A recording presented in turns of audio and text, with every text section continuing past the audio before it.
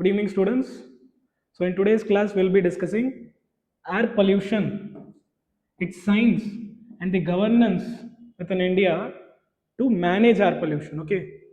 Before we start with air pollution, we'll have to know what is pollution. So, pollution means harmful substances are introduced into the environment and are going to cause some adverse changes, be it in air, water, or anywhere. இந்த changes நடக்கிறதுனால it will cause harm to us. Okay, that is what is pollution. இப்போ இந்த pollution cos பண்ற அந்த substances நம்ம என்னன்னு சொல்றோம்னா pollutants அப்படின்னு சொல்றோம். சரிங்களா? பொல்யூஷனுக்கும் டீக்ரடேஷனுக்கும் என்ன டிஃபரன்ஸ்? பொல்யூஷன்னா நம்ம என்னன்னு பார்த்தோம், ஏதோ ஒரு பொல்யூட்டன் வந்து இன்ட்ரடியூஸ் ஆகி குவாலிட்டியை சேஞ்ச் பண்ணுது, அதனால ஹார்ம்ஃபுல் எஃபெக்ட் வருது. டீக்ரடேஷன்னா ஆல்ரெடி எக்ஸிஸ்டிங் ஏதோ ஒன்று இருக்கு, அதோட குவாலிட்டி வந்து கம்மியாயிடும். A broader concept encompassing pollution as well as habitat loss, deforestation, biodiversity decline. இந்த மாதிரி broader concept வந்து degradation. ஆனால் இன்னைக்கு நம்ம கிளாஸ்ல பொல்யூஷனை பற்றி பார்க்க போகிறோம். சரிங்களா?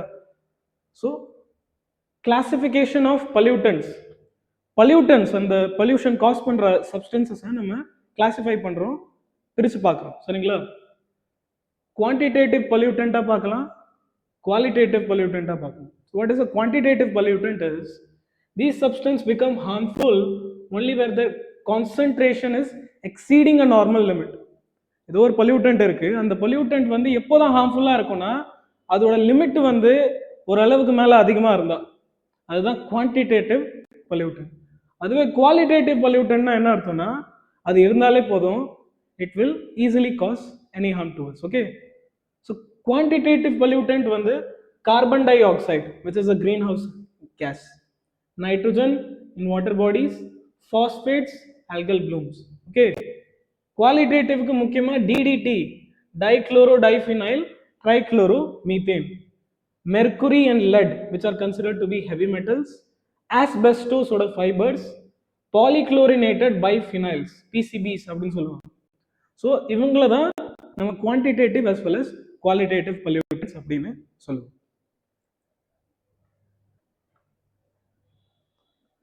Now let us classify the pollutants as primary and secondary pollutant. Primary pollutant na enaduna those pollutants which are emitted directly from the identifiable source. ஒரு சோர்ஸ்ல இருந்து டைரக்டா ஒரு pollutant வந்து emit ஆயிடுச்சு. For example, particulate matter 10 and 2.5, nitrogen oxides, sulfur oxides, carbon monoxide, இதெல்லாம் என்னதுன்னா primary pollutant. அதுவே secondary pollutant அப்படின்னு சொன்னா இவங்க வந்து என்ன ஆவாங்கன்னா அட்மாஸ்பியர்ல போய் ஏதோ ஒரு கெமிக்கல் ரியாக்ஷன் நடக்கும். சரிங்களா? ஏதோ ஒரு பொல்யூட்டன்ட் வந்து அட்மாஸ்பியருக்கு போயிடுச்சு, அட்மாஸ்பியர்ல சில கெமிக்கல் ரியாக்ஷன்ஸ்னால அது சேஞ்ச் ஆகி வேற வகையில் பொல்யூட் பண்ணும். ஸோ முக்கியமா யாருன்னா ஓசோன், கிரவுண்ட் லெவல் ஓசோன். இது நார்மலா இருக்கிற ஓசோன் லேயர்ல இருக்கிற ஓசோன் இல்ல, இது கிரவுண்ட் லெவல் ஓசோன், அல்லது நம்ம இது என்னன்னு சொல்றோம்னா ட்ரோபோஸ்பியரிக் ஓசோன் அப்படின்னு சொல்லலாம். ட்ரோபோஸ்பியரிக் ஓசோன். நார்மலா ஓசோன் லேயர் ஸ்ட்ராட்டோஸ்பியர்ல இருக்கு. சரிங்களா? செகண்ட் லேயர் கீழே இருந்து மேலே போனா இருக்கிறதுல கீழே இருக்கிற லேயர் வந்து ட்ரோபோஸ்பியரிக் லேயர். சரிங்களா? கிரவுண்ட் லெவல், அதனால கிரவுண்ட் ஓசோன் அப்படின்னு சொல்லுவோம். இது எப்படி ஃபார்ம் ஆகுதுன்னா நம்ம பார்த்தோம்ல, ஒரு பிரைமரி பொல்யூட்டன்ட் நைட்ரஜன் ஆக்சைடும் சில வாலடைல் ஆர்கானிக் கம்பவுண்ட்ஸும் சன்லைட்டோட பிரசன்ஸ்ல அட்மாஸ்பியர்ல என்ன ஆவாங்கன்னா, முக்கியமா ட்ரோபோஸ்பியர்ல என்ன ஆவாங்கன்னா ஓசோனை ஃபார்ம் பண்ணிடுவாங்க. அதே மாதிரி பராக்சி அசிட்டிக் நைட்ரேட் இந்த மாதிரி பொல்யூட்டன்ஸை ஃபார்ம் பண்ணுவாங்க. ஸோ இங்க ஃபார்ம் ஆன இந்த பொல்யூட்டன்ஸ் தான் என்ன பொல்யூட்டன்ட்னா செகண்டரி பொல்யூட்டன்ஸ். புரிஞ்சிருச்சுல? These are occurring due to some chemical reactions between primary pollutants and other atmospheric constituents. I hope you have understood this.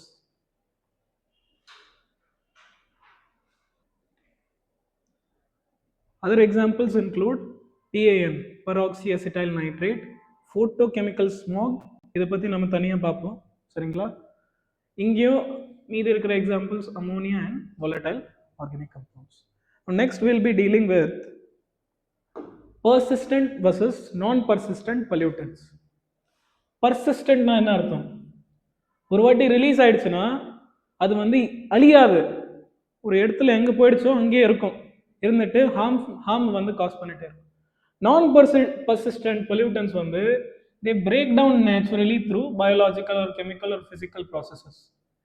Again, persistent are those which remain in the environment for extended durations. டக்குன்னு காலி ஆகாது, சரிங்களா? Example பார்த்தீங்கன்னா பிஓபிஸ் அப்படின்னு சொல்லுவாங்க, persistent organic pollutants. Heavy metals like mercury, let, cadmium, plastics, micro plastics, radio active waste, இவங்கெல்லாம் என்னதுன்னா persistent pollutants. இதுக்காகவே ஒரு கன்வென்ஷன் நடந்தது 2001ல, ஸ்டாக் ஹோம் கன்வென்ஷன், சரிங்களா? எதுக்கு? To eliminate or restrict the production of POPs, சரிங்களா? இங்க நான் பர்சிஸ்டன்ட் பொல்யூட்டன்ஸ்க்கான எக்ஸாம்பிள் பார்த்தீங்கன்னா organic waste materials, sewage, paper waste, most agricultural residues. So this is what is your persistence versus non persistent pollutants. So till here we have seen how the pollutants have been classified.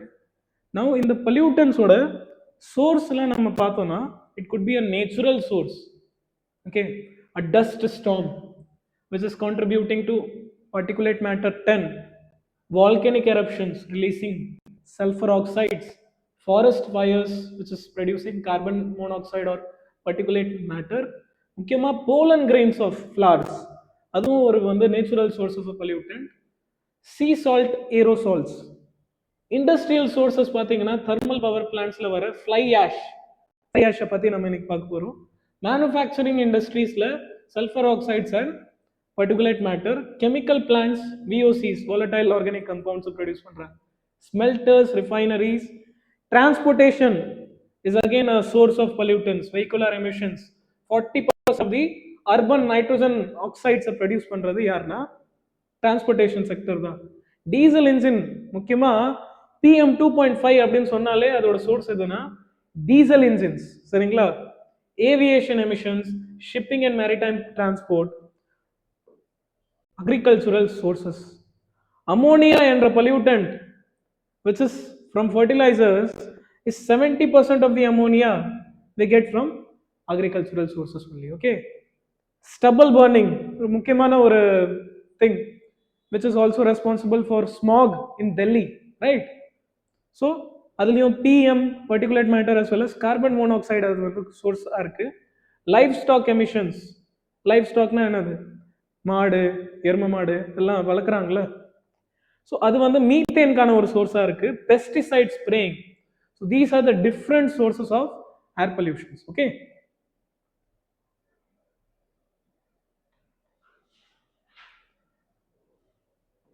சரி, so இந்த next section நம்ம என்ன பார்க்க போறோம்னா சில முக்கியமான pollutants பற்றி பார்க்க போறோம், சரிங்களா? Will start with PM, particulate matter, சரிங்களா? பர்டிகுலேட்னா என்னது? ஸ்மால், மேட்டர்னா substance, very small substances which are causing harm to us, okay, a type of a pollutant. இங்க வந்து இது வந்து ரெண்டா சொல்லுவாங்க, PM10, PM2.5. இந்த 10 இந்த 2.5 எதை பத்தி பேசுதுன்னா அதோட டயமீட்டரை பத்தி பேசுது. புரியறதுக்கு நீங்க பாத்தீங்கன்னா இங்க ஒரு ஹேர் இருக்கு, சரிங்களா? இந்த ஹேரோட டயமீட்டர் வந்து 50 to 70 மைக்ரோமீட்டர்ஸ் இருக்கும். அதுவே ரொம்ப குட்டியான ஒரு அளவு.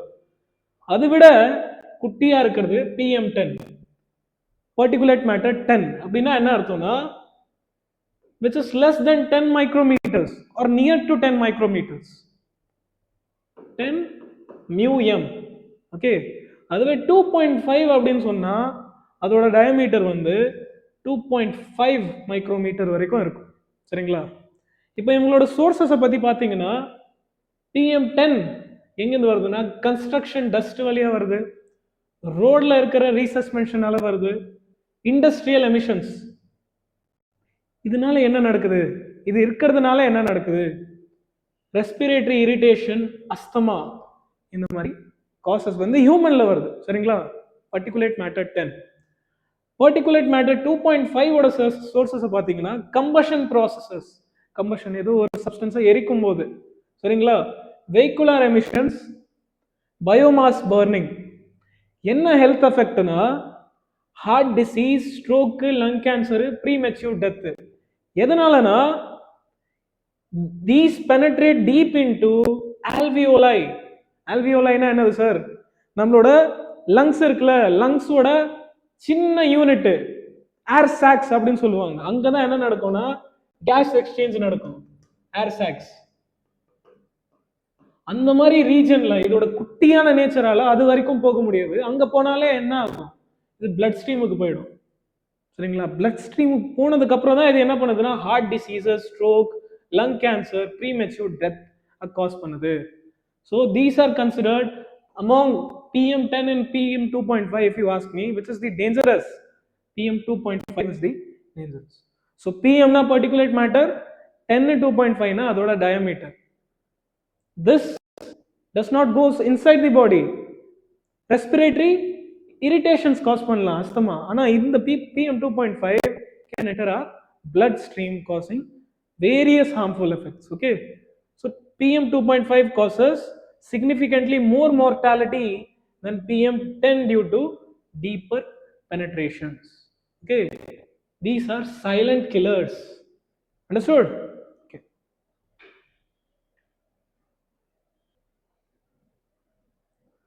So again, these particulate matter, whether it is 10 or 2.5, these are okay, and they eventually cause several harm to us. Next, we will be dealing with some gaseous pollutants, முக்கியமா sulfur dioxide and nitrogen oxides. Sulphur டை ஆக்சைடை பார்த்தீங்கன்னா இது எங்கேருந்து வருது, இதோட primary source எதுனா coal combustion in thermal power plants, petroleum refineries, smelting operations, சரிங்களா? இதுதான் இதோட பிரைமரி சோர்ஸ். இதோட என்விரான்மெண்டல் இம்பாக்ட் அப்படின்னு பார்த்தீங்கன்னா it is a precursor to acid rain formation. Acid rain ஃபார்மேஷனுக்கு யார் முக்கியமான காரணம்னா இவர் தான், sulphur dioxide. Nitrogen oxide வந்து ஆசிட் ரெயின் சொல்ல மாட்டாங்க, சரிங்களா? ஆசிட் ரெயின் ஆகிறதுனால damages vegetation, corrodes buildings and monuments. முக்கியமாக தாஜ்மஹல் பார்த்தீங்கன்னா Taj Mahal is very whitish, now it is degrading, சரிங்களா, in its colour. Health effects பார்த்தீங்கன்னா bronchitis, respiratory distress, cardiovascular problems இந்த கேஸால வரும், சரிங்களா? Moreover it is a, இது இண்டிகேட்டர் இல்ல, லைக்கன் என்ற ஆர்கானிசம். லைக்கன் வந்து ஒரு organism which is a symbiotic association between a algae and a fungi. ஆல்கேயும் ஃபங்கையும் சேர்ந்து வாழ்ற ஒரு ஆர்கானிசம் தான் லைக்கன்ஸ் அப்படின்னு சொல்லுவாங்க. இந்த லைக்கன் என்னதுன்னா ஒரு பயோ இண்டிகேட்டர். எங்கெல்லாம் சல்ஃபர் டை ஆக்சைடு இருக்குமோ, எங்கெல்லாம் ஆசிட் ரெயின் இருக்குமோ அங்க இவர் இருக்க மாட்டாரு. அப்போ இவரோட பிரசன்ஸ் ஒரு ஆப்சன்ஸ் வச்சு நம்ம என்ன சொல்லலாம்னா அந்த ஏரியா வந்து பொல்யூட்டடா இல்லையா அப்படின்னு. கரெக்டா இல்லையா? So lichen are extremely sensitive to sulfur dioxide and die in polluted areas. Okay, now nitrogen oxides ன்னு சொன்னா ரெண்டு ஆக்சைடு இருக்கு, ஒன்னு NO, இன்னொன்னு NO2. NO வந்து நைட்ரிக் ஆக்சைடு, NO2னா நைட்ரோஜன் டை ஆக்சைடு. எங்க இருந்து வருது? இது வெஹிகுலர் எமிஷன்ஸ்ல இருந்து வருது, முக்கியமா diesel engines and thermal power. நம்ம இது ஆல்ரெடி பார்த்தோம். இது வந்து VOCs கூட சேர்ந்து எதை ப்ரொடியூஸ் பண்றாங்க? கிரவுண்ட் லெவல் ஓசோனை ப்ரொடியூஸ் பண்றாங்க. அதனால these are the key precursors in the formation of ground level ozone, which is nothing but your photochemical smog. Okay, health effects பாத்தீங்கன்னா respiratory infections, reduced lung function, increased asthma attacks. Okay, so this is your major gaseous pollutants. இன்னும் பாப்போம் நிறைய.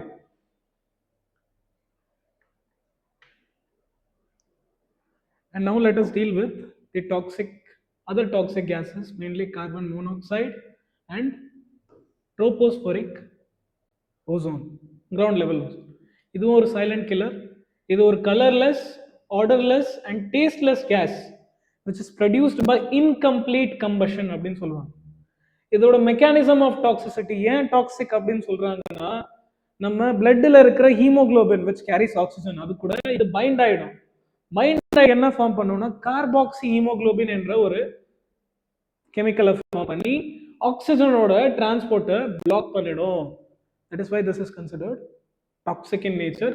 இதோட sources எங்கேருந்து வருதுன்னா again வெஹிக்கல்ஸ்லேருந்து வருது, poor ventilated cooking stoves, tobacco ஸ்மோக்காலையும் இது வருது கார்பன் மோனாக்சைடு.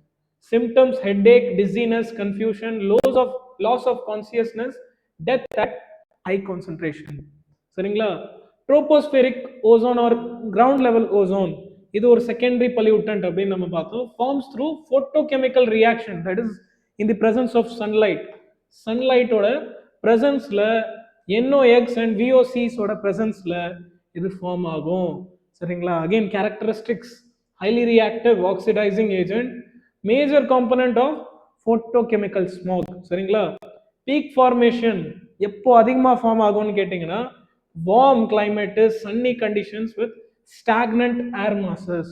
இதை வந்து லாஸ் ஏஞ்சலஸ் என்னது லாஸ் ஏஞ்சலஸ் ஸ்மாக் அப்படின்னு கூட சொல்லுவாங்க. சரிங்களா? So secondary pollutant, peak formation பார்த்துட்டோம். எஃபெக்ட்ஸ் என்னன்னு பார்த்தீங்கன்னா eye and throat irritation, reduced lung function, crop damage, accelerated rubber deterioration. சரிங்களா? So carbon monoxide, tropospheric ozone. So now let us discuss some other critical pollutants. Ammonia, NH3, primary source in India is from the agricultural sector, which accounts for 70% of its release through fertilizer applications and livestock operations. Other sources include industrial processes, contributes majorly to PM2.5. Okay. The sources are battery manufacturing and recycling smelting operations. What is the concern is it is a neurotoxin, particularly harmful to children, causing reduced IQ. சரிங்களா? Learning disabilities and behavioural problem. முக்கியமானது benzo pyrene, star போட்டுக்கோங்க. Formation incomplete கம்பஷனால இது வருது. Incomplete combustion of coal, wood, tobacco and vehicle fuels. Classification பார்த்தீங்கன்னா polycyclic aromatic hydrocarbon PAH with proven carcinogenic properties. Carcinogenic அப்படின்னு சொன்னா cancer producing properties இருக்கு இதுக்கு, cancer causing, and is monitored under the NAAQS. சரிங்களா? அதாவது air quality standards, national air quality standards படி இதை monitor பண்றாங்க இந்தியாவில். சரிங்களா? ஹெவி மெட்டல்ஸ் அப்படின்னு சொன்னாலே arsenic, nickel. Okay. Industrial emissions இதையும் these are included in NAAQS, national air quality standards அப்படின்னு ஒரு விஷயம் இருக்கு. அதுல வந்து பொல்யூட்டன்ஸ் வந்து லிஸ்ட் அவுட் பண்ணியிருக்காங்க. அதில் வந்து இதை இன்க்ளூட் பண்ணிருக்கு.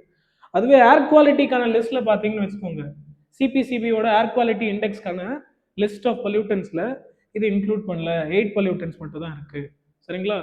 This is the other critical pollutants.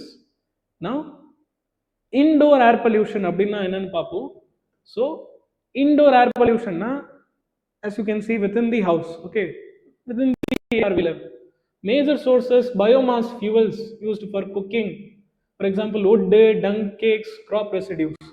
So village side la pathina cooking purposes ku they use wood, dung cakes இந்த மாதிரி விஷயங்களை யூஸ் பண்றாங்க. ஸோ அதனால கம்பஷன், அதனால இன்டோர் ஏர் பொல்யூஷன் நடக்கும். இன்சென்ஸ் ஸ்டிக்ஸ் நாளையும் வரும், தூப், mosquito coils, repellents, cleaning chemicals and air fresheners, tobacco smoke, paint and building material emissions. இதுதான் முக்கியமான major sources of indoor air pollution.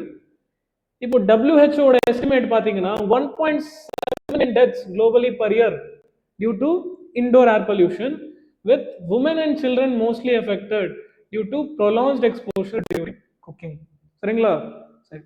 Government initiative இதுக்கு என்ன எடுத்தாங்க? இந்தியாவில் ஒரு முக்கியமான ஒரு ஸ்கீம் லான்ச் பண்ணாங்க, பிரதான் மந்திரி உஜ்வலா ஸ்கீம் ஒரு உஜ்வலா யோஜனா. என்ன பண்ணாங்கன்னா இந்த மாதிரி wood or dung cakes use பண்ற வில்லேஜ் இந்த விமென்ஸ்க்கு வந்து LPG கனெக்ஷன்ஸ் ப்ரொவைட் பண்ணாங்க, who were poverty line, reducing the dependence on these biomass fuels. Okay, so challenge ensuring continued LPG refill affordability and uses. But however அதை refill பண்ற cost அதிகமாக இருக்கிறதுனால still they are depending on wood and dung cakes only.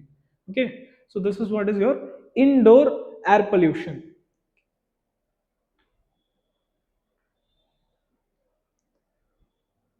So now we will be discussing regarding air quality index. Air quality index communicating pollution levels. This is a measure through which we know how much pollutants ஒரு குறிப்பிட்ட ஏரியால இருக்கு அப்படின்னு. அதோட level வந்து நம்மளுக்கு தெரியும் சரிங்களா. ஸோ இது டெவலப்டு பண்ணது யாருன்னா CPCB, central pollution central board, collaboration with IIT Kanpur. எதுக்கு டிசைன் பண்ணாங்கன்னா effective public communication using the principle one number one colour and one description. Okay, இது 6 கேட்டகரிஸ் இருக்கு, 6 மெஷர்ஸ் கொடுக்குது. Good, satisfactory, moderate, poor, very poor, severe. Good அப்படின்னு பாத்தீங்கன்னா 0 to 50 AQI இருக்கும், 0ல இருந்து ஆரம்பிச்சு 50 வரைக்கும். அதுவே சாட்டிஸ்ஃபேக்டரினா 51 to 100. மாடரேட் வந்து 101 to 200, poor 201 to 300, very poor 301 to 400, severe வந்து 401 to 500.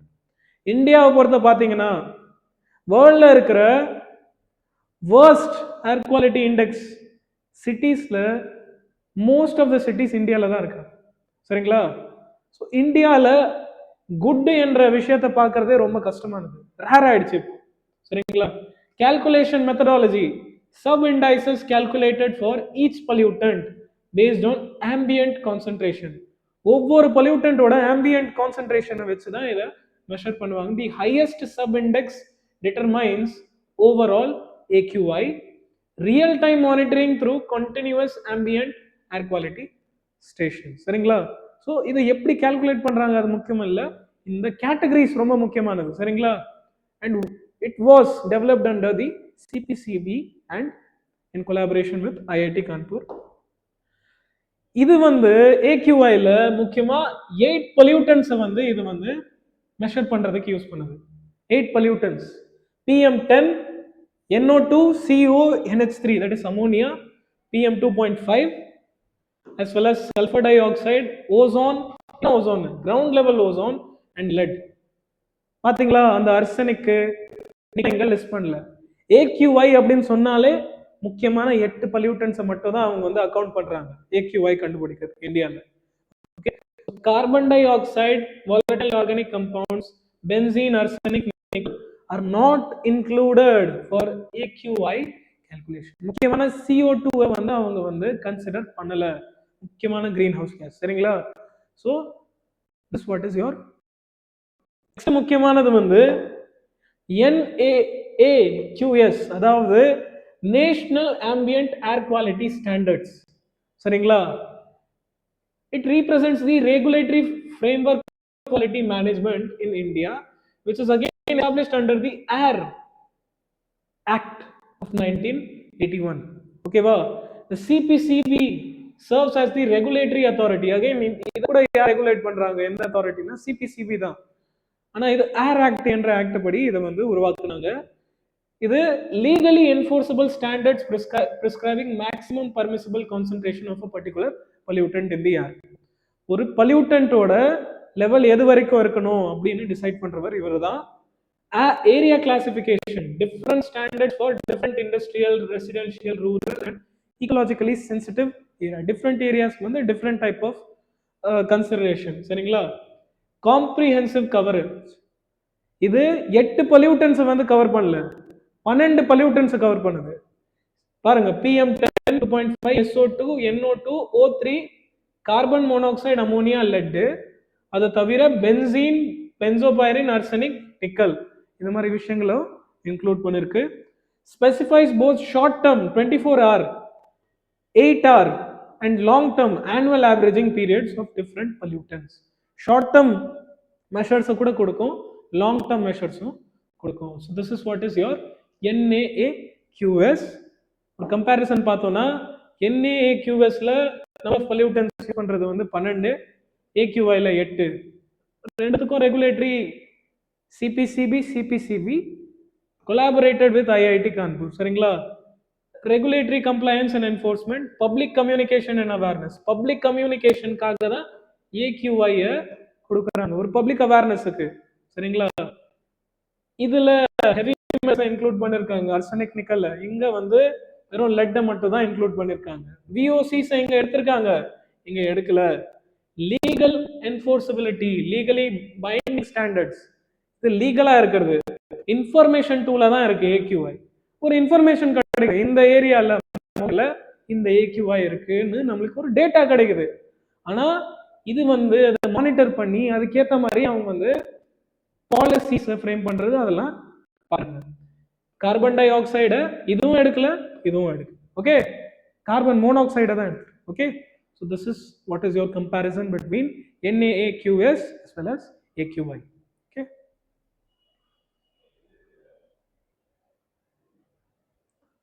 So now we'll be discussing institutional framework for air quality management. India level எந்தெந்த அத்தாரிட்டோரியன் பாடிஸ் வந்து ஏர் குவாலிட்டி மேனேஜ்மெண்ட் பண்றாங்க. So CPCB, Pollution Control Board, which was established under the Water Act actually in 1974. இதோட key function, which was subsequently extended through Air Act, நம்ம பார்த்த மாதிரி. Key function என்னன்னு பார்த்தீங்கன்னா, setting air quality standards, coordinating with states, providing technical guidance, monitoring compliance, advising government on policy standards. இது central லெவல்ல, national லெவல்ல இருக்கிற board. State pollution control boards வந்து ஒவ்வொரு ஸ்டேட்லயும் ஒரு போர்டு இருக்கும் பொல்யூஷனுக்காக. Implementation of environmental laws at state levels, granting consent to industries. Industries ஏதாவது கன்சென்ட் கொடுக்கணும், பர்மிஷன் கொடுக்கணும்னா நம்ம யார்கிட்ட தான் வாங்கணும்? ஸ்டேட் போர்ட்ஸ் கிட்ட தான் வாங்கணும். Monitoring air quality, taking enforcement actions against violations. Work under guidance of CPCB while maintaining the autonomy in state specific matters. சரி, இப்போ ஏர் குவாலிட்டி படி பார்த்தோம்னா most affected or most worst city அப்படின்னு கேட்டா இது நியூ டெல்லி, ரைட்? ஸோ நியூ டெல்லியில இருக்கிற ஏர் பொல்யூஷனை மேனேஜ் பண்றதுக்கான அத்தாரிட்டோரியன் பாடிஸ் என்னெல்லாம் ஃப்ரேம் பண்ணாங்க அப்படின்னு கேட்டீங்கன்னா, CAQM, Commission for Air Quality Management, created through Commission for Air Quality Management in NCR, National Capital Region and Adjoining Areas Act of 2021. CAQM. ஆனால் இது ஆல்ரெடி ப்ரீ எக்ஸிஸ்டிங்கா இருக்கிற ஒரு பாடியை வந்து ரீப்ளேஸ் பண்ணுச்சு. என்ன பாடினா, environment pollution prevention and control authority, EPCA அப்படின்னு சொல்லுவாங்க. இந்த EPCAவை ரீப்ளேஸ் பண்ணி 2021ல CAQM என்ற ஒரு பாடியை ஃபார்ம் பண்ணாங்க. முக்கியமா எந்த சிட்டிக்காகனா, நியூ டெல்லிக்காக. சரிங்களா? ஸோ இதோட ஜியோகிராபிக்கல் கவரேஜ் வந்து national capital territory of Delhi and it also spans some cities in Punjab, Haryana and Uttar Pradesh as well as Rajasthan. சரிங்களா? இது என்ன பண்ணும்?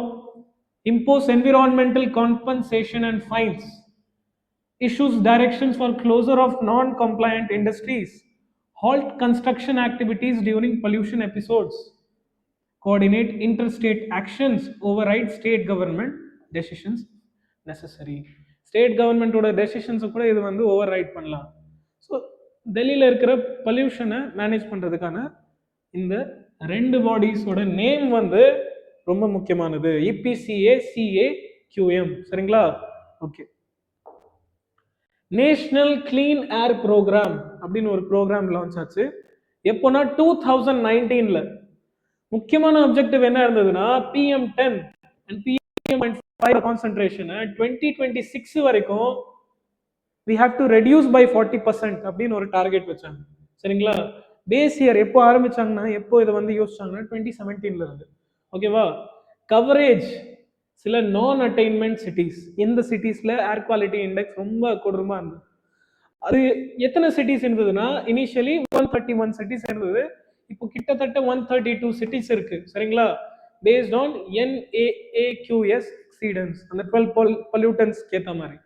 Program focuses on targeted interventions. சரிங்களா? Strategy, city specific action plan. நம்ம இந்த எந்த சிட்டிஸை வந்து நம்ம இந்த ப்ரோக்ராமில் இன்க்ளூட் பண்ணுறோமோ அந்த சிட்டிக்கு ஏற்ற மாதிரி நம்ம ஒரு இனிஷியேட்டிவ் எடுக்கும். எந்தெந்த பொல்யூட்டன்ஸ் இருக்காங்க, எப்படி அவங்களை கண்ட்ரோல் பண்ணுறது. சரிங்களா? Strengthened monitoring networks, capacity building, source appointment study, public awareness camp. So இந்த மாதிரி விஷயங்கள் மூலமாக அவங்க வந்து கண்ட்ரோல் பண்ணுறாங்க.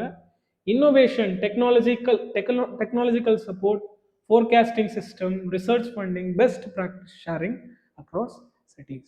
So முக்கியமா இங்க என்ன தெரிய வேண்டியது, here it was introduced what was the target and what are the recent non-attainment cities. Okay.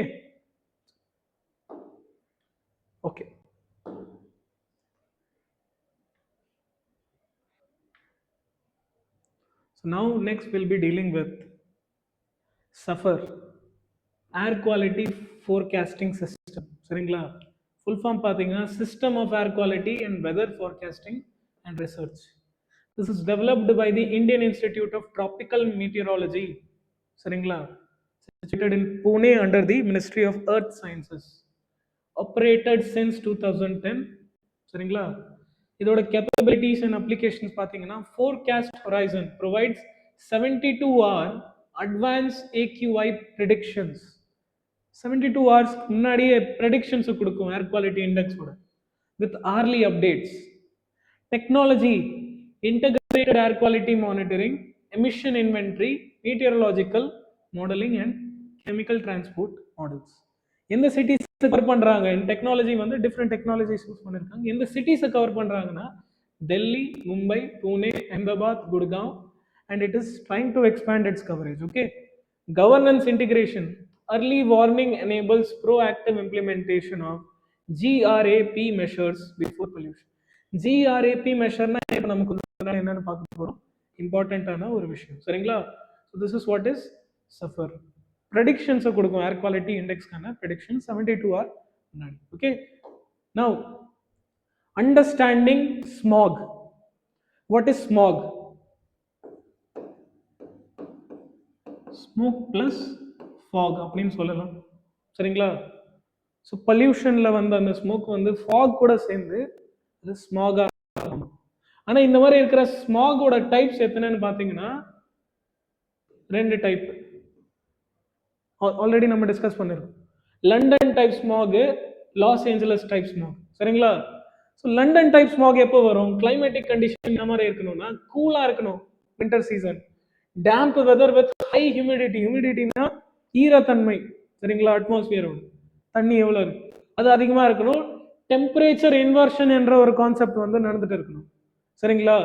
So இதோட chemical composition primarily sulphur dioxide, SO2, particulate matter from coal combustion. இதுதான் இதோட chemical composition. Historical events பார்த்தீங்கன்னா great smoke of London December 1952ல நடந்தது, causing approximately 4,000 deaths, leading to first Clean Air Act 1956. லண்டன்ல first time இந்த மாதிரி ஒரு smack வந்தது. அதனால பேர் என்ன வச்சுட்டாங்க? London type smack, sulphurous smack அப்படின்னு கூட சொல்லுவாங்க. ஏன்னா முக்கியமா எந்த கெமிக்கல் இருக்கு? Sulphur di oxide. கேரக்டரிஸ்டிக் திக்கா இருக்கும், yellowisha இருக்கும், for reducing visibilities to few meters வரைக்கும் நம்மளால பார்க்கவே முடியாது, கண்ணு தெரியாது. அதுவே லாஸ் ஏஞ்சலஸ் டைப் பார்த்தீங்கன்னா இதை போட்டோ கெமிக்கல் ஸ்மாக் அப்படின்னு கூட சொல்லுவாங்க. என்ன கண்டிஷன்ஸ் இருக்குன்னா sunny, warm, dry weather with stagnant air masses. Sunny conditions இருக்கும். கெமிக்கல் ப்ராசஸ், நைட்ரஜன் ஆக்சைட்ஸ், NO-வா இருக்கட்டும், NO2-வா இருக்கட்டும், volatile organic compounds கூட ரியாக்ட் பண்ணி இந்த presence of sunlight ground level ஓசோனையும் பராக்சிடைல் நைட்ரேட்டையும் அதர் ஆல்டிஹைட்ஸை ஃபார்ம் பண்ணுவாங்க. நம்ம பார்த்தோம்ல செகண்டரி பொல்யூட்டன்ஸ். இதெல்லாம் என்னது? Secondary pollutants. ஸோ இதோட சோர்ஸ் எதுன்னு பார்த்தீங்கன்னா predominantly vehicular emissions in urban areas with high automobile density.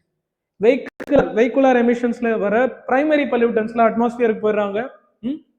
இப்போ காத்துல வந்து நிறைய பொல்யூட்டன்ஸ் இருக்காங்க. சன்லைட்டோட பிரசன்ஸ்ல என்ன நடக்குதுன்னா இந்த மாதிரி secondary pollutants like ground level ozone, PAN and aldehydes வந்து பண்றாங்க. இதுதான் photochemical smog. brownish haze, இது yellowish fog, இது brownish haze. strong oxidizing capacity, peak formation during afternoon hours. Got it? This is the distinguish between London as well as Los Angeles. இது photochemical அப்படின்னு சொல்லுவோம். Visualising பார்த்தீங்கன்னா, this is what is London smog, thick yellowish gray fog. This is Los Angeles brownish haze. Okay, sir.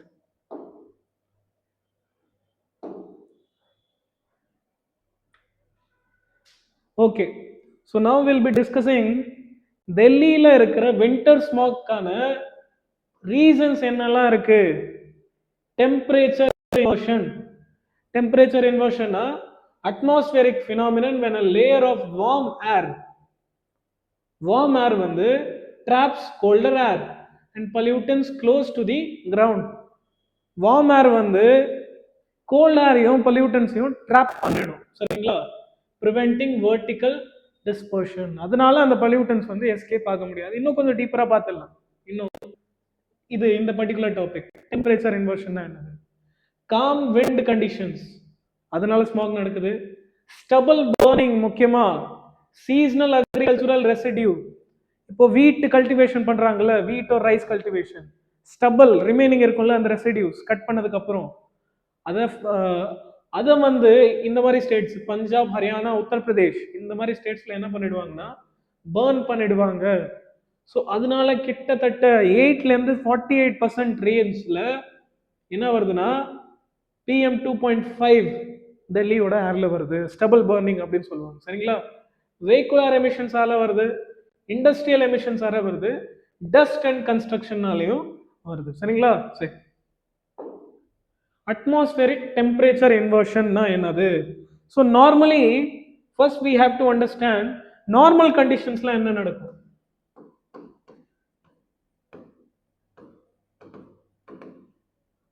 நம்மளுக்கு தெரியும், as we move up, நம்ம higher altitude போக போக temperature அதிகமாகுமா கம்மியாகுமா? கம்மியாகும். அப்போ லோவர் ஆல்டிடியூட்ஸ்ல டெம்பரேச்சர் எப்படி இருக்கு? வார்மா இருக்கு. ஹையர்ல லோவா இருக்கு. சரிங்களா? நார்மல் கண்டிஷன்ல லோவா இருக்கு. லோவர் ஆல்டிடியூட்ல வார்ம் டெம்பரேச்சர்ஸ். இந்த வார்ம் டெம்பரேச்சர் என்ன பண்ணுவாங்கன்னா அது ரைஸ் ஆயிடுவாங்க. Due to the high temperature they will rise and they will help the pollutants to disperse. This is what is normal condition.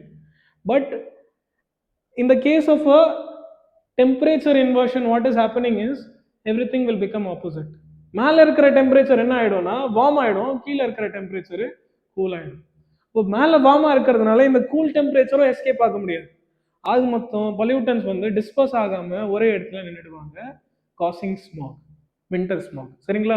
So this is what is atmospheric temperature inversion. It is a critical meteorological phenomenon that significantly impacts air quality, especially during winter months. winter monthsல தான் இது நடக்குது. ஏன்னா winter monthல தான் என்ன இருக்கும், கீழே இருக்கிற temperature கூட எப்படி இருக்கும், கூலரா இருக்கும். ஸோ இது நார்மல் கண்டிஷன். வார்ம் ஏர், கீழே இருக்கிற வார்ம் ஏர் ரைஸ் பண்ணி பொல்யூட்டன்ஸை டிஸ்பர்ஸ் பண்ணிடும். அதுவே வின்டர் மாதிரி கண்டிஷன்ஸ்ல ஆர் நைட் கண்டிஷன், நார்மலான சீசன்ல கூட நைட் டைம்ல இந்த மாதிரி ஒரு கண்டிஷன் வரும். கோல்ட் ஏர் வந்து கீழே ட்ராப் ஆயிடும். ஆக மொத்தம் pollutants accumulate as smog. Easy. சரி. Common during winter nights, early morning also, especially when wind speed is less than 1 meter per second. இப்போ காத்தே அடிக்கல அப்படின்னு நம்ம பார்த்தோம்ல டெல்லியில வந்து அதோட கீ ரீசன்ஸ்ல one of the reason calm wind conditions அப்படின்னு பார்த்தோம்ல. It is also a reason for this particular thing, atmospheric temperature inversion. ஓகே, சரி. ஸ்டபிள் பர்னிங்னா நம்ம என்னன்னு பார்த்தோம். டெல்லி, அதாவது Haryana, Punjab as well as உத்தரப்பிரதேஷ்ல இருக்கிற ஃபார்மர்ஸ் வந்து என்ன பண்றாங்கன்னா ஆஃப்டர் கல்டிவேஷன் ஹார்வெஸ்டிங் பண்ணதுக்கு அப்புறம் கீழே இருக்கிற ரெசிடியூஸை பர்ன் பண்ணிடுறாங்க. சரிங்களா? ஸோ ஷார்ட் பேடி வீட் window, a compressed period between harvesting and paddy sowing, wheat pressures, அதாவது ஏதோ ஒரு கிராப் வந்து முடிச்சிட்டாங்க, க்ரோ பண்ணி ஹார்வெஸ்ட் பண்ணிட்டாங்க. அடுத்த கிராப் வளர்க்கணுமா இல்லையா? அந்த கிராப் வளர்க்கறதுக்கு முன்னாடி மீதி எந்த கிராப் இருக்கக்கூடாதுல்ல. ஸோ அதை ரிமூவ் பண்ணுறதுக்கு தான் இது வந்து பேர்ன் பண்ணுறாங்க. அது பேர்ன் பண்ணணும்னு கூட அவசியம் இல்லை, நிறைய வந்து சொல்யூஷன்ஸ் வந்துருச்சு இப்போ. So make burning the easiest option. ஏன்னா குவிக்காக என்ன பண்ணணும்னா ஃபீல்டை கிளியர் பண்ணணும், அதனால அவங்க வந்து பேர்ன் பண்ணிருக்காங்க. லேபர் ஷார்ட்டேஜ் இருக்கிறது ஒரு ரீசன். இந்த மாதிரி இருக்கிற ஸ்டேட்ஸ்ல இருக்கிற ஃபார்மிங் பண்ற மக்கள் வந்து இண்டிவிஜுவல் ஃபார்மர்ஸா இருப்பாங்க, கரெக்டா இல்லையா? அவ்வளோ லேபர்ஸ் இருக்காது. ஸோ உங்களுக்கு ஈஸியஸ்ட் ஆப்ஷன் இதுதானே ஸ்டபிள் பார்னிங். வேற என்ன reason? Cost of happy seeder, high capital cost and limited access to இன்சைட் situ crop residue management machines like the happy seeder. Happy seeder என்ற ஒரு மெஷின் வந்து லோக்கலா யார்கிட்டயும் இருக்காது, சரிங்களா? MSP makes paddy attractive. எம்எஸ்பினா என்னதுன்னா மினிமம் சப்போர்ட் பிரைஸ், கவர்மெண்ட் கொடுக்குற பிரைஸ் எல்லா கிராப்புக்கும். அது வந்து பேடி என்ற கிராப்புக்கு வந்து அதிகம். அப்போ ஃபார்மர் என்ன யோசிப்பாங்க, இந்த கிராப்பை நான் திருப்பியும் வளர்க்கணும் அப்படின்னு யோசிப்பாங்களா இல்லையா? ஸோ அதனாலவே அவங்க டக்குன்னு பண்ணணும்னு பார்க்குறாங்களே, அதனால ஸ்டபிள் பார்னிங் பண்ணணும். Next, expensive removal alternative. Other stubble disposal methods such as baling, composting or transporting it or industrial use involve additional cost and logistical hurdles for farmers. That is why they opt for burning. Okay, what are some possible solutions to this? In-situ management அப்படின்னு பார்த்தீங்கன்னா பியூசா decomposer, eye care and IRE என்ற institute, சரிங்களா? Agricultural institutes பியூசா base பண்ணுது, பீகார், சரிங்களா? ஆனா இப்போ அது வந்து டெல்லியில பேஸ் பண்ற ஒரு இன்ஸ்டிடியூட். அது என்ன பண்ணிருக்குன்னா ஒரு பயோ என்சைம் சொல்யூஷன் டெவலப் பண்ணிருக்கு that accelerates the decomposition of crop residue in the field itself, converting into a organic manure. அந்த ரெசிடியூவே ஒரு மேன்யூரா மாறிடும். மேன்யூர் வந்து நம்மளுக்கு பெனிஃபிஷியல்.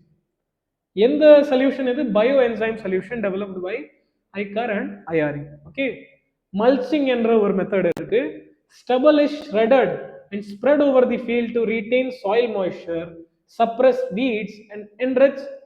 மல்ச் பண்றாங்க, அதை வந்து ஸ்ப்ரெட் பண்ணி அதை மல்ச் பண்ணிடுறாங்க. Zero tillage and happy seeder என்ற ஒரு method. Machines like the happy சீடர் allow direct sowing of the next crop without removing the stubble, which then act as a mulch. முன்னாடி இருக்கிற ரெசிடியூவை ரிமூவ் பண்ணாமலே சீட்ஸ், அடுத்த கிராப்போட சீட்ஸ் வந்து so பண்றதுக்கு help பண்ணும் இந்த ஹாப்பி சீடர், சரிங்களா? ஆல்ரெடி ப்ரீ எக்ஸிஸ்டிங் ரெசிடியூ வந்து ஒரு மல்ச்சா ஆர்கானிக் வேஸ்டா மாறிடும், சரிங்களா? மேன்யூரா மாறிடும். எக்ஸைட்டிவ் யூட்டிலைசேஷன் பார்த்தீங்கன்னா biomass pellets. Crop stubble is collected and compressed into pellets for use as a biofuel in thermal power plants, providing alternative to coal. அந்த ரெசிடியூஸ் கலெக்ட் பண்ணி நம்ம வேற என்னெல்லாம் பண்ணலாம்னா அது வந்து ஒரு பயோஃபியூலா யூஸ் பண்ணலாம், பெலட்டா மாத்தி, சரிங்களா? கேட்டல் ஃபாடரா யூஸ் பண்ணலாம். கேட்டல்னா என்னது? மாடு, எருமை மாடு, அவங்களுக்கு வந்து சாப்பாடா கொடுக்கலாம். Bedi straw often burned can be processed and enriched to serve as nutritious feed for livestock. Bioethanol plants, பயோஎத்தனால ப்ரொடியூஸ் பண்றதுக்கு இது வந்து ஒரு ஸ்டபிளை வந்து யூஸ் பண்ணலாம் அப்படின்னு நம்ம பார்க்கலாம். சரி, ஜிஆர்ஏபி அப்படின்னு பார்த்தோம். ஜிஆர்ஏபி என்னதுன்னா கிரேடட் ரெஸ்பான்ஸ் ஆக்ஷன் பிளான், சரிங்களா? இது வந்து ஒரு emergency measure to combat air pollution levels. இதை வந்து 4 வகையா பிரிச்சிருக்காங்க. If the air quality index is poor, then what actions we can take is ban on diesel generator sets, increased parking fees வந்து increase பண்றது, மெக்கனைஸ்ட் ஸ்வீப்பிங் ஆஃப் ரோட்ஸ், சரிங்களா? ரோட்ஸை sweep பண்ற process வந்து கொஞ்சம் இன்னும் டெக்னாலஜிக்கல் வேல மெக்கனைஸ் பண்றது, சரிங்களா? So poor air quality index இருக்கும்போது, வெரி புவரா இருந்தா ஸ்ட்ரிக்டர் கன்ஸ்ட்ரக்ஷன் ரூல்ஸ் இன்னும் ஸ்ட்ரிக்ட் பண்ணுவாங்க அந்த ஸ்டேட்ல. Ban of use of coal or firewood in ரெஸ்டாரண்ட்ஸ்ல இந்த மாதிரி விஷயங்களை யூஸ் பண்ணக்கூடாது. என்ஹான்ஸ்ட் பப்ளிக் டிரான்ஸ்போர்ட், பிரைவேட் டிரான்ஸ்போர்ட்டை கம்மி பண்ணுவாங்க, பப்ளிக் டிரான்ஸ்போர்ட்டை ஏற்றுவாங்க, பிரைவேட் டிரான்ஸ்போர்ட்டை கம்மி பண்ணுவாங்க. சரி, சிவியரா இருந்ததுன்னா closure of brick kilns, hot mix plants, increased frequency of mechanized sweeping, water sprinkling பண்ணுவாங்க, சரிங்களா? இது வந்து சிவியர் கண்டிஷன். அதுவே சிவியர் ஒரு எமர்ஜென்சி கண்டிஷனா இருந்தா closure of schools, colleges, educational institution ban on BS3 or BS4 diesel engine. இப்போ ரீசெண்டா BS3 or BS4ல இருந்து BS6 engines வந்துருச்சு, கரெக்டா இல்லையா? Be it a motorcycle or a any engine, okay? So restriction on entry of trucks into Delhi. So this is what is your GRAP, graded response action plan. Different ஆன air quality levelsல நம்ம என்ன action எடுக்க போறோம், அது இதுதான். இதை base பண்ணி தான் டிசைட் பண்றாங்க ஒரு குறிப்பிட்ட இடத்துல. Fly ash management. What is fly ash? It is a byproduct of coal combustion, which poses an environmental challenge if not managed effectively, offers significant opportunity for sustainable utilization. இதோட source என்னன்னு பார்த்தீங்கன்னா already பார்த்த மாதிரி coal and thermal power plants. Composition இதில் என்னெல்லாம் இருக்கு அப்படின்னு பார்த்தீங்கன்னா அர்சனிக், குரோமியம், மெர்குரி என்ற ஹெவி மெட்டல்ஸ் இருக்கு, ஹசார்டஸ் ஹெவி மெட்டல்ஸ். யூட்டிலைசேஷன் எப்படி பண்ணலாம்னா extensively used in manufacturing eco friendly bricks. Eco friendly bricks செய்யறதுக்கு இதை யூஸ் பண்ணலாம். as a raw material of cement use பண்ணலாம். கன்ஸ்ட்ரக்ஷன் ப்ராஜெக்ட்ஸ்ல, ரோட் கன்ஸ்ட்ரக்ஷன் ப்ராஜெக்ட்ஸ்ல இதை யூஸ் பண்ணலாம். mandate the Ministry of Environment, Forest and Climate Change, MOEFCCC, என்னது Ministry of Environment, Forest and Climate Change mandated 100% fly ash utilization from 2021 for sustainable waste management. India generates 250 to 300 million tons of fly ash annually. Okay, so this is one of the key points to be noted. So this was the whole overview of air pollution. What did we see in this classes? Real world applications பார்த்தோம், pollutants ஓட classification பார்த்தோம், AQI னா என்னன்னு பார்த்தோம், NAAQS. So how these pollutants are monitored, what are the governance and initiatives taken within Indian level, not international level. This is what we have seen. So that's what we have seen today. The next class will be dealing with other pollutions, namely water and soil and land pollutions. I hope the class was informative and useful. All the best.